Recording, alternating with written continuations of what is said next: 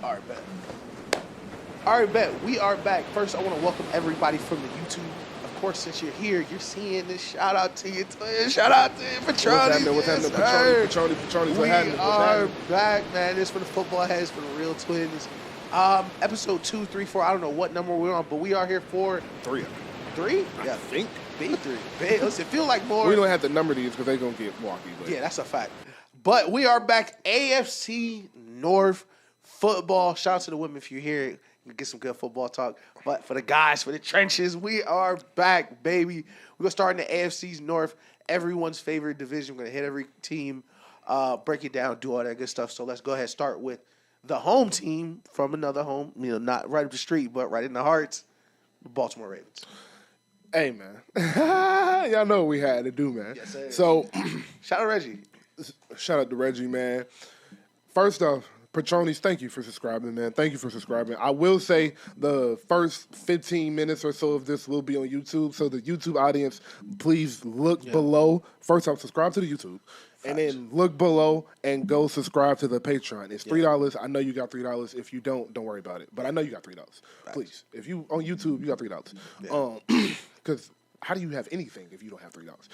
Sorry. We're supposed to be talking about football. All right. Lord have mercy, thank God football back. I don't know what I do out of it. When it come back, I don't know how I live without it. It's just so different, right? It's like I ain't gonna. It's like I don't even want. Well, we on the Patreon. Let me say this. It's like being with like your favorite bitch after not being with her. Like you be with other bitches, just like It's like basketball's cool. Dog. Basketball my favorite sport, and I still be like, dude. Yo, I've been playing basketball. Dude, first sport. Let's be for real. It's like I guess I was a good jumper, Shay. Like. I guess I'm screaming at my TV watching preseason Patriots football. Like screaming at the top of my lungs watching rookies. I rewinded a Falcons-Titan preseason game from the fourth quarter to the first possession of the game, dog. I missed this shit for real, like, bro. Niggas don't understand. Like, football is just, like you said to me, but football's so ahead of everybody else. I love that he was like, come on, Adam Silver. Like, be for real. Dog. They asked him, so, like, how do you feel about the competition with the NBA? He said, our competition is not this. He said, our competition is Google and Apple. Google and Apple is who the NFL is competing with. Ladies and gentlemen, just in case for football will be over in 2050, they are competing with Google and Apple. Yo, them niggas make phones and laptops. Google does internet. They got Google Fiber and Maps. And then just the NFL. Like, they just add dollars. Yeah, just TV. Like, it's legit just a TV show. Like, oh my God. We said the NFL was the greatest TV show on earth. Yeah. And that is nothing like getting proven right. Oh, yeah. Yo, Apple and Google, bitch. Like, what you talking about? Oh, my God. It was like, so did you take Christmas from the NBA? I didn't know they had Christmas. Like, he could be in with, like, Charlie Brown and the Grinch. Like, not worried about LeBron. All right. So, composure. Yeah. But basically, you know, the baddest bitch is back in the villa. Like, Sundays are back, baby. You feel me? AFC North, man. Yep. We're obviously starting with the Ravens. Yep. Obviously, we're starting with the Ravens. We have 3 questions for each team. Yes, so, transparency, we have an episode. This is Monday. This is releasing. Next Monday, an episode of the NFC North will be coming out, and we will be asking the same 3 questions on both of these throughout the division. These would be the same 3 questions. Yep. First, obviously, we will be what we will predict. Lord have mercy, got to cut that out. We will be predicting what we think their 2025 record will be. Best case scenario. Yeah. Worst case scenario. And then X factor, as far as X factor in scheme and X factor on the team. Yep. All right? So with the Ravens, we're going to give a little history of the last few years for them because it's been a true uphill climb to, yo, bro, you got to get it done. Yeah.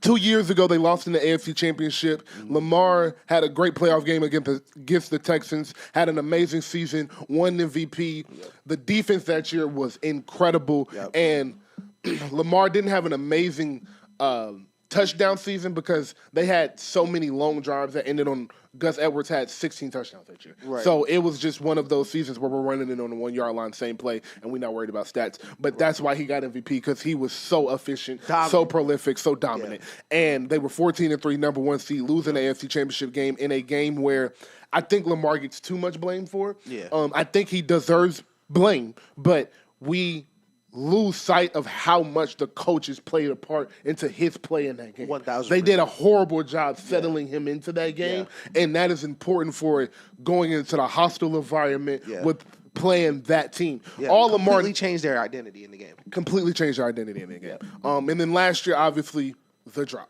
Yeah, you guys saw that. But I'd also throw just a little razzle dazzle. I'll throw the fumble in there too. Mark Andrews, the fumble may have been worse. Again, 19-24, 10 minutes left in the fourth quarter. They hadn't done anything in the second half. You go down and score, get a 2-point conversion, go up 27-24. That game might be over. You get a stop, that game might be over. Your possession tight end cutting away from the first down marker, cutting back. Lord have mercy. So I'm getting fucking flashbacks. I can't really stop. I'm gonna get mad again. I'm gonna get mad at Mark Andrews again. So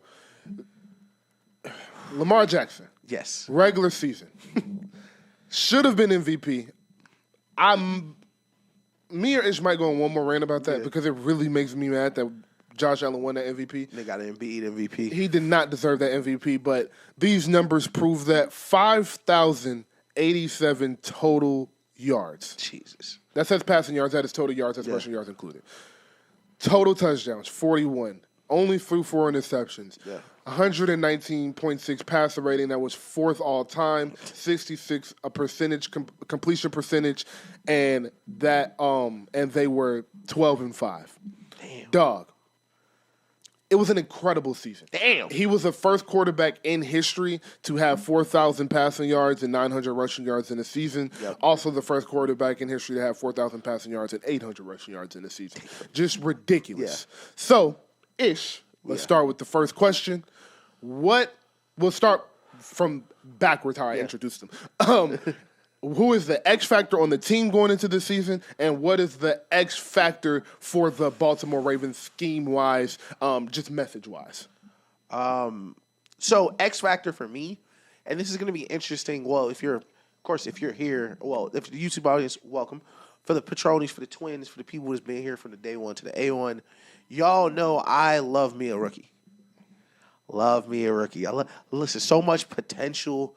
Wide eyes, you coming into the league, you don't have all these bad habits. Yep. Malachi Starks is my X factor, and that secondary as a whole, I think will decide the ceiling for this team. Okay. I think if Malachi Starks follows in Kyle Hamilton's and Jair Alexander and Wiggins' footsteps and all the great DBs around him, this possibly can be the best defense in the NFL. Yeah. I think he brings a... I love this shit. Like, Dale's getting emotional thinking about Malachi Starks playing next to Kyle Hamilton. Like, it's so good on Madden, bro. It's so fucking good on Madden, bro. All right, my fault, bro. The Ravens defense suffered from something a lot of NFL defenses had a problem with, is that they didn't have more than one Kyle Hamilton. Like, every team wishes they had one, but having two is better. He was their best tackler, their best cover guy, their best communicator.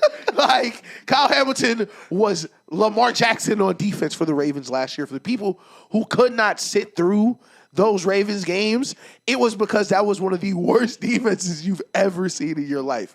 Like, I saw a tweet, the Ravens defense last year was not for the faint of heart. No. You did not know what was going on. And Malachi Starks combined with Jair's old man wisdom and Kyle Hamilton, I think, in my opinion, being the best safety in the league, comes into a great position where his responsibilities will start small. Yeah. But if he excels in them, every time he's going to raise their ceiling a little more. Agreed. If you can play in the box, it's going to raise their ceiling a little more off jump because then you can move Kyle Hamilton back. If you can play over the top consistently, now it raises your ceiling completely because the entire defense kind of hedged on where Kyle Hamilton started. Agreed. Now we need a way to let him play anywhere, and that is you. Yes. So that is my X factor, and that is the group to look for right now. I completely agree with you, and I loved how you answered both the questions with one answer. That was incredible. And I agree. I'm just going to the other side of the ball. Yeah. Simply put, Rashad Bateman. Mm-hmm. And I'm quick with it. Yeah, Batman. He was amazing towards the end of the year last year. Rashad was injured a lot early into his career as a young player that isn't a freak athlete. It's hard to get back, get in rhythm, get in the rotation, get consistent reps on the field in practice, et cetera, et cetera. He finally got that last year. The word out is that he is having an amazing camp right now and has been Lamar Jackson's favorite deep target, and that's the word. Yeah. If the Ravens offense can take one component of the 2015 Panthers where we're going to rely on play action and deep shots, and he can be a consistent deep threat, and you can rely on multiple 25 to 40-yard passes a game, that changes the dynamic of this offense because something that's tough with Lamar and the Ravens and why they were so dynamic last year and why in the second half against the Bills and the whole game against the Steelers, it was hard to stop them, virtually impossible to stop them. You didn't know what you were going to get. Right. Bateman, he had 2 deep passes in the Bills game, one in the Ravens game, caught the first touchdown in the Steelers game. Yeah. And that deep threat component opens up this offense so much because now your safeties have to play, the opponent safeties have to play that much deeper. Yeah. Now that leaves one less person in the box that can come down on Derrick Henry. Yeah. And it, like I said, bro, if he reaches his full potential this year, the sky is the limit for the offense, like you said, and that's the best offense in football potential. Because if you're looking at the weakest unit of the Ravens, it's their receivers. We can just call it like we see it. It is their receivers. Yeah. And if Zay Flowers is who he is, and that's why it's not him for me, I don't think Zay Flowers can be an amazing deep threat because his speed and his size. Right. But he's going to be amazing in the intermediate, and he's already that. So Bateman taking that leap is my X factor as a player. And I'll keep it short and simple for the scheme / just message for the team this year. Yeah. John Harbaugh. Yeah. It's simple. You have to have your team ready to play in the playoffs. The Ravens season is going to be amazing. Lamar's going to be great. Lamar might throw for 4,500 and rush for 800 and have 50 touchdowns this year. Win another MVP. Might be the most beautiful thing you ever seen in your life. All black jerseys, light shows. Yeah. Might beat the Chiefs, might beat the Bills this year. Might go 15. Might be top dog this year. Just gonna get to listen. Number 1 seed again. Yeah. But we can be really honest. NMUJ. Nothing matters until January. Nothing matters till January. I like that. Nothing matters until January. NMUJ. I'm going to tell you, I'm going to say it all year. Nothing matters until January. And your team has not been prepared. And Lamar has not been perfect, but I love to split Lamar's career into Todd Monken and Greg Roman. Facts. And we'll do that on the main episode and really get into that later. I don't want to spend too much time on that, but it's really important you do that because he's been really good in some moments and in a couple full games in the playoffs since he's gotten Todd Monken. Right. But the team as a whole hasn't been able to put together what you feel like is a full Ravens game. And that comes down to coaching, in my opinion. Yeah. And there's been one consistent factor in that coaching room, and that is John Harbaugh. He has to step up to the plate and have his team ready to play. 1,000%. I completely agree. All right. Next one. Shit, I forgot. Best case scenario or worst case scenario? Yeah. Best case scenario. And I want to say this. I'm glad I'm going first because I don't know what you're going to say after this, but the greatest season a football player has ever had in the NFL is the best case scenario for Lamar Jackson for the rest of his career. Ceiling-wise, talent-wise, like if you look at what we read off the stats from last year, he was 5,000 total yards, 40 touchdowns, 4 picks. That is Aaron Rodgers